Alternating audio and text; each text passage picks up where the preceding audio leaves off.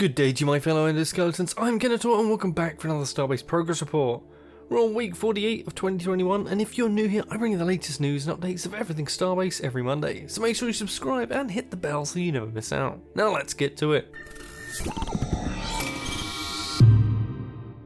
Update on a Tuesday? That's right, due to Finland's Independence Day, the devs got to enjoy a nice 3-day weekend, and thus the progress notes were released today instead. But rejoice, my mechanical brethren, as the PTU was finally graced with a brand new patch. This brings us the exciting ship repair terminals. We were expecting these to be in their own hall, but for now they just reuse the ship design workshop instance areas, but this is great progress to have this feature ready for testing. We also have another part of Inventory 2.0 join the game with resizable inventory windows. Just no ore stacking just yet. And lastly, capital ship build areas can now be expanded. This will allow building of some really huge capital ships. That's if people can bear doing all the work in easily bug mode. But that said mode also received a whole host of fixes too, as it does in every patch, including being able to quickly and easily remove parts with a simple mouse click instead of unwelding them with the tool. Now that's progress. Diving into our Larry quotes of the week, for our first quote this week I'm going to highlight this one about some simple features and fixes, because I'm seeing increasing talk of how they never fix anything,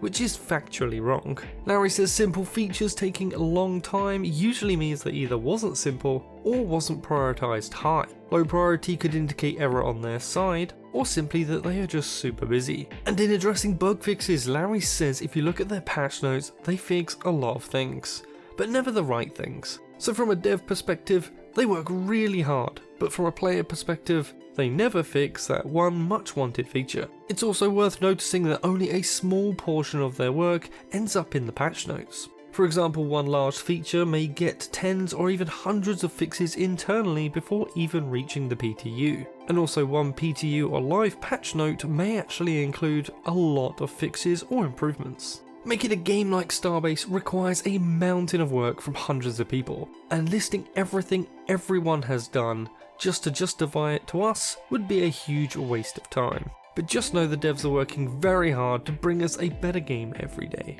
Something that hasn't come up for a while now is the naming of moons. So far the devs have said that they would accept what the community widely accepts themselves. So don't let anyone tell you that you can't rename a moon, or have to accept the name it was given in the first place. Because you never know, the community just might like yours better. But Larry now gives us a little more detail, and he says once moons start to get locked, they have to also see the naming policy. Unfortunately, there's no cohesion with the names, and while some names may be bad, there's also names that are getting close to existing IPs and can cause trouble down the line. They might need to decide the final names at their end, but of course would be cool to draw some inspiration from the community names. Personally, I do think this is the best approach. Letting us name the moons was always going to be a bad idea, with silly names and legally risky names for Frozenbyte not boding well in the long term. Having cohesion with names is something I brought up a while back in Closed Alpha too. Frozenbyte could also pick a bunch of names for each of the moons that are suitable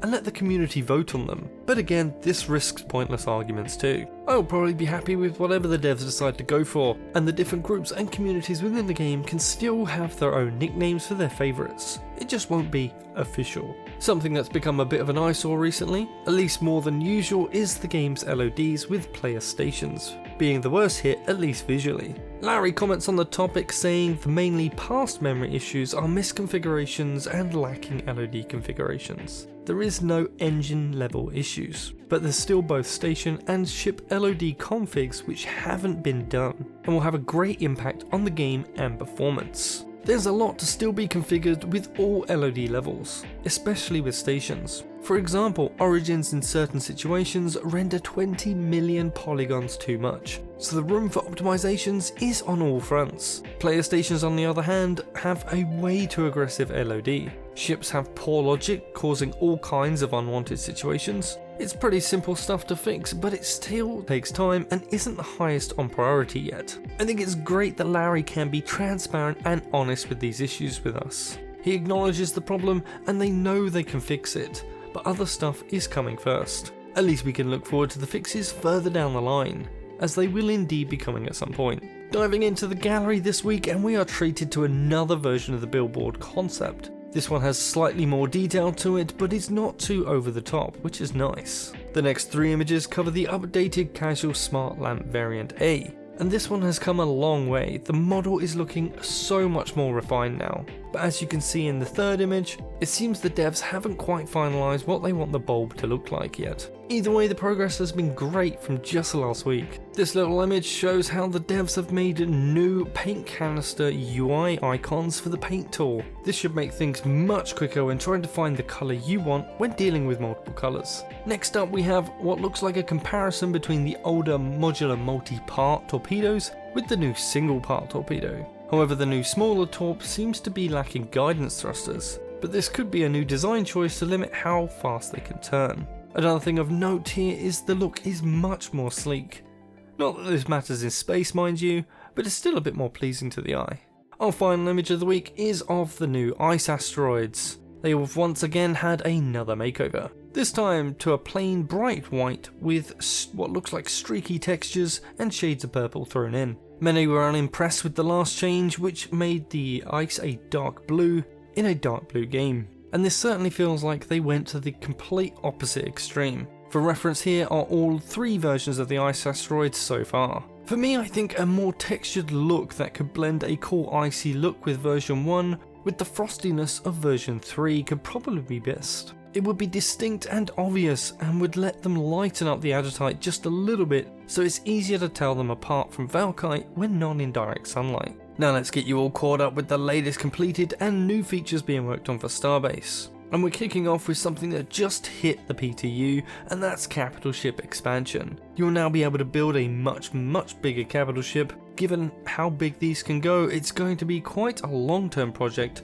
to max these out. Repair shop. While not technically in its own building yet, you will be able to take your ship to an instance area in the ship design workshop, and then use the new terminal there to restore your ship to its original condition. This will later be enhanced when you can save the current edit of your ship too. Paint tool paint mode. We can now have the old style of paint back. So now you can tint parts of an object one colour and paint the main body of it another colour. However, this is only for the tool itself, in world, and not with the designer. Unwelding modules without tools in build mode. This will massively speed up any rearrangement of parts in build mode, as they now just need a right click to remove and it's just as fast as placing them. Renaming stations. This greatly needed quality of life feature is now finally complete. Hopefully we can get this added to Live Branch as quick as possible, and I can't wait to see some awesome station names popping up.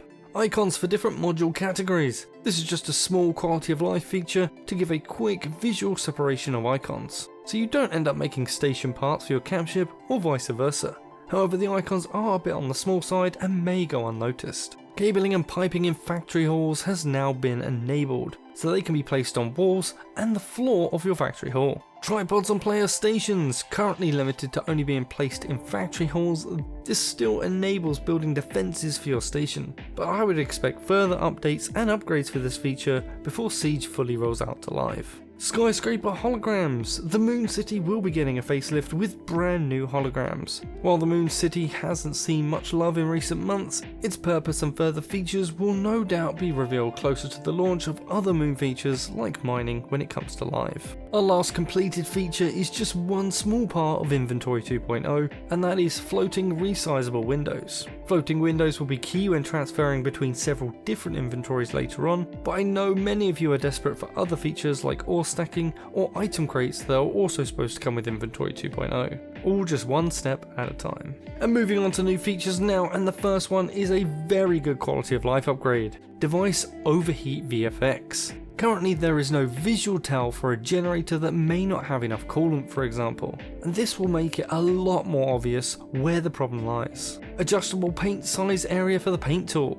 The main downside of the paint tool is that it only paints one object at a time, which as you can imagine will be tedious on huge ships and even more so on a station or capital ship level where you are making something really huge. So the tool will be getting an upgrade for size control. One hope I have for this is that they also include a layer select, so you can quickly paint one type of object like in the designer, like only beams or plates for example. Paint modes for the ship designer. Surprisingly, the new multiple paint modes were added to the tool first and not the designer. And this was probably due to resourcing between the team that works on tools and the team that works on the designer, and which one had space to add a new feature first. But yes, the designer will also be getting the paint tool mode selection tool. Capital Ship Expansion Minimap.